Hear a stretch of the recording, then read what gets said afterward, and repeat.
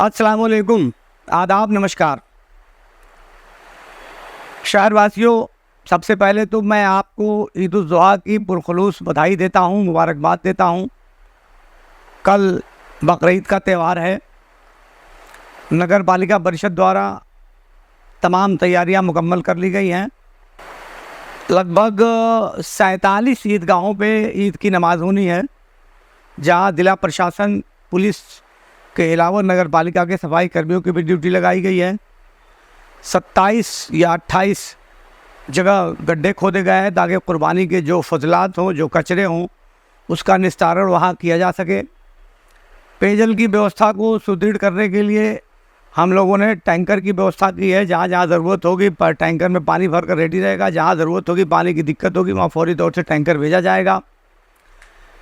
जिन नलकूपों पे 6 नलकूपों पे ट्यूबवेल नलकूपों पे जनरेटर की व्यवस्था नहीं थी, तो 6 नलकूपों पे हमने किराए का जनरेटर मंगा के लगा रखा है। बाकी जितनी जगहों भी हमारे जनरेटर थे, तो उनमें ज़्यादातर जगहों पे जनरेटर ख़राब पड़े हुए थे, मगर बकरीद को मद्देनज़र रखते हुए उन सारे जनरेटर की मरम्मत करा के ठीक करा दिया गया है। सभी जगहों पे विभाग के लोगों ने तेल पहुंचाने की व्यवस्था कर ली है। सफाई का निज़ाम जंगी पैमाने पे चल रहा है और आज रात भर सफाई का निज़ाम चलेगा। ईदगाहों को और दूसरी जगह के जो तमाम रास्ते हैं, उन रास्तों को और ठीक करने के लिए जंगी पैमाने पर काम चल रहा है। मरम्मत का ज़्यादातर मरम्मत का काम हो चुका है और जो कुछ बाकी अगर थोड़ा मोड़ा रह गया है तो वो आज रात तक 12 बजे तक हो जाएगा। ईदगाहों पर, ज़्यादातर ईदगाहों पर तो मैं खुद जाके देख चुका हूँ कि कहीं कोई कमी तो नहीं रह गई है। सभी ईदगाहों की सफाई का काम भी लगभग पूरा हो गया। ईदगाह के मतवल्ली लोग हैं, वो खुद सफाई कराते हैं। नगर पालिका के लोगों की जहाँ ज़रूरत है, वहाँ नगर पालिका के लोग भी मदद कर रहे हैं। ज़्यादातर ईदगाहों का मैंने खुद जाकर भी सर्वे कर लिया है, तो ईदगाहों के रास्ते भी लगभग दुरुस्त हैं। जो जहाँ कमियाँ पाई जा रही हैं, तो उन्हें अगर मुझे लोग फ़ोन करेंगे तो उनको भी ठीक कराया जाएगा। यहाँ जो चितनपुरा की ईदगाह है, वहाँ गर्द बहुत होती है, चूँकि रेत हर बकरीद पे बारिश का मौसम होता है तो रेत डाली जाती है, इस वजह से डस्ट वहाँ बहुत होती है। तो वहाँ पूरे मैदान में पानी के छिड़काव के लिए बोला गया है। रात के 12 बजे के आसपास वहाँ छिड़काव हो जाएगा ताकि सुबह तक बिल्कुल वहाँ सफाई रहे और गर्द ना उड़े। एक चीज़ मैं तमाम शहरवासियों से और जो लोग भी कुर्बानी करने वालों हैं उनसे ये कहना चाहता हूँ कि कुर्बानी इस्लाम का एक फरीज़ा है और वो बलिदान के लिए एक संकेत है। यानी अपने जज्बात की कुर्बानी देना, अपनी जो अजीज़ तरीन चीज़ है उसके कुर्बानी देना, ये एक मैसेज है कुर्बानी में। कुर्बानी की वजह से किसी दूसरे व्यक्ति को, जिसका आपसे संबंध नहीं है, आपके धर्म से संबंध नहीं है, तो उसके मन को किसी प्रकार का ठेस नहीं पहुंचना चाहिए, उसके सम्मान को किसी प्रकार का ठेस नहीं पहुंचना चाहिए। कुर्बानी जो है वो खुले स्थानों पे नहीं होनी चाहिए, बंद जगह पे होनी चाहिए। कुर्बानी का गोश्त अगर आप लेकर जा रहे हैं कहीं किसी को देने के लिए, कि लोग एक दूसरों के घरों तक, अपने रिश्तेदारों और दोस्तों के घरों तक कुर्बानी का गोश्त पहुंचाते हैं, तो कुर्बानी का गोश्त यूँ तो ढक कर ही लोग ले जाते हैं, लेकिन फिर भी एक गुजारिश ये करनी है कि वो गोश्त भी कहीं खुला हुआ लेकर ना जाएं। जैसे बहुत से लोग जो कमज़ोर तबकात के लोग हैं, भैंस में 7 नाम कुर्बानी होती है और बकरे में 1 ही नाम की कुर्बानी होती है।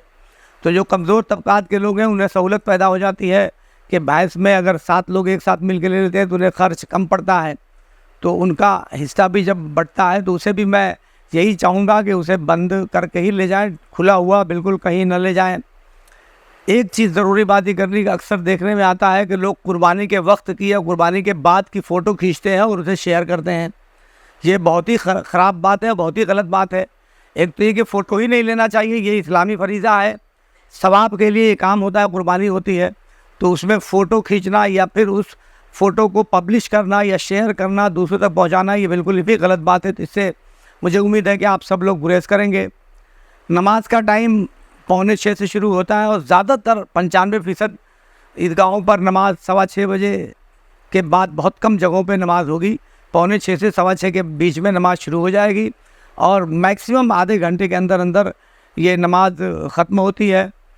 तमाम जो मेन रास्ते हैं कुर्बानी के टाइम से बहुत पहले से, सुबह 5 बजे से ही पुलिस प्रशासन उन तमाम रास्तों को, जो आजमगढ़ मोड़ की तरफ से फिर हकीकतपुर जो रास्ता जाता है, तो वो तमाम बंद कर दिया जाता है। बड़ी गाड़ियों के आमदनी 4 व्हीलर कि तमाम नमाज के टाइम तक तमाम गाड़ियाँ बंद रहती हैं ताकि आप लोगों को सहूलत रहे, किसी प्रकार की कोई दुश्वारी ना हो। चूँकि बड़ी तादाद में औरतें भी ईद की नमाज़ पढ़ने जाती हैं, ख़ास तरीके से इधर आलिया की जो ईदगाह है वहाँ, या जो वहाँ नोमानी गेट के पास बख्तावर भटकमा पट्टी के पास जो कब्रिस्तान है वहाँ, ये खेदूपुरा कब्रिस्तान है, या लबे दरिया से की जो कब्रिस्तान है यहाँ मलिक ताहिरपुरा में, फैज़याम है, मुस्लिम इंटर कॉलेज है, इन जगहों पे बड़ी तादाद में औरतें और बच्चे भी नमाज़ पढ़ने जाते हैं।